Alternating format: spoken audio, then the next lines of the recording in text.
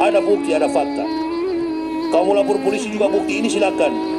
Nanti bukti inilah polisi yang Kristen masuk Islam. Kan sudah ada contoh Kapolda Bali, Pak Beni Mokalu, Irjen Pol, bukan Kopral, Irjen. Kalau Kopral nggak usah lah, kalau Kopral. Yang masuk Islam itu justru orang-orang yang cerdas. Sini ada komentar beberapa profesor, sulit saya cari ini, mesti apa namanya, kacamata dan rumah. Dan saya tetap baca ini. Nah, sekarang komentar bukan orang Islam, ahli teologi, Profesor Dr. Van Niftrick dan Dr. B.J. Bolan. Apa dia ungkapkan? Kita tidak usah malu-malu bahwa terdapat berbagai kekhilafan di dalam Alkitab, Bible. Kekhilafan angka-angka perhitungan tahun dan fakta, dan tidak perlu kita pertanggungkan kekhilafan itu pada caranya. Isi kitab telah disampaikan kepada kita sehingga kita akan dapat berkata, dalam naskah aslinya tentu tidak terdapat kesalahan. Tapi kesalahan itu barulah kemudian terjadi dalam turunan naskah itu. Lihat dogmatika masa kini, Badan Perpustakaan Kristen BPK Jakarta, 1967 halaman 298. Kemudian Dr. Sudarmo, orang Jawa ini, dengan pandangan bahwa kitab suci hanya catatan dari orang, maka diakui juga bahwa di dalam kitab suci mungkin sekali ada kesalahan, oleh karena kitab suci dengan bentuk sekarang masih dapat dirubah. Betul nggak saya bilang? Jadi jangan marah sama saya. Panggil nih orang-orang ini dan periksa, betul kalian yang ngomong ini. Nah, lihat Ikhtisar Dogmatika Badan Perpustakaan Kristen Jakarta 1965 halaman 47. Kemudian M.H. Finlay. Sungguh pun demikian, kita mengakui ada kemungkinan bahwa pada zaman dulu ketika penyalinan buku-buku dilakukan dengan tulisan tangan, ada kesalahan yang tidak disengaja. Lihat tanya jawab mengenal iman Kristen Yayasan Kalam Bandung halaman 13. Saya cuma mau tanya satu, kalau jadi debat, di mana naskah asli Injil? Tolong Profesor Kristen dan Islam buktikan sama saya, di mana naskah asli Injil yang berbahasa Isa. Tanya juga, waktu Nabi Isa datang ke dunia, bahasa apa yang dia pakai?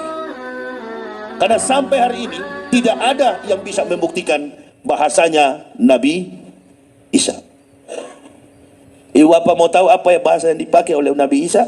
Itu negeri yang sekarang perang itu, Suriah. Bahasa yang dipakai Isa adalah bahasa yang dipakai Ibrahim, bahasa Aram, karena mereka orang Aramik. Bahasa yang dipakai Aramik.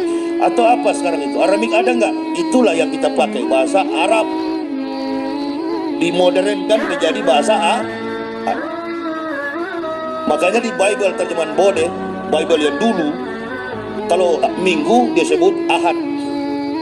Yesus berjumpa murid-muridnya mengucapkan Assalamualaikum, bukan Shalom. Shalom katanya. Shalom. Tidak ada. Yang betul Assalamualaikum. Ada dalam Bible itu. Bahkan insya Allah banyak kata-kata Islam dalam Bible terjemahan lama lalu dirubah. Begitu. Datang Nabi Muhammad SAW, Rasul bawa risalah ini di tengah Bani Israel. Mereka tolak. Tapi Rasul pada umur 8 tahun sudah dikenal oleh pendeta Bukhairah waktu pamannya membawa dia di Syam, Yerusalem. Melihat itu, Rasulullah langsung dikatakan oleh Bukhairah, ini anakmu, ponakanmu? Ya, saya tahu namanya, kata Bukhairah. Namanya Ahmad. Kau tahu dari mana? Dalam penggenapan Taurat dan Injil. Jadi bukan Nabi Muhammad maunya datang sebagai Nabi. Takdirnya sudah ratusan ribu tahun sebelum beliau datang. Tadi mulai dari cahaya kegelapan, nur. Ada nur. Sebelum datang para Nabi, 124 ribu Nabi, Ahmad bin Abdullah ini sudah dirisalahkan dari jauh-jauh hari. Makanya kewibawaan, keistimewaan, keutamaan Rasul dengan para Nabi 123.999 Nabi, bedanya dengan Nabi Muhammad satu. Apa itu? Ibrahim memimpin hanya satu kabupaten, Musa memimpin cuma satu kecamatan, Isa memimpin cuma satu RT. Itu pun gagal. Coba, mana nabi yang berhasil? Isa juga gagal, nggak berhasil Isa. Muridnya hanya 12, atau dikenal dalam bahasa Arab Al-Hawariyun. Isa gagal, nggak ada, Isa nggak berhasil.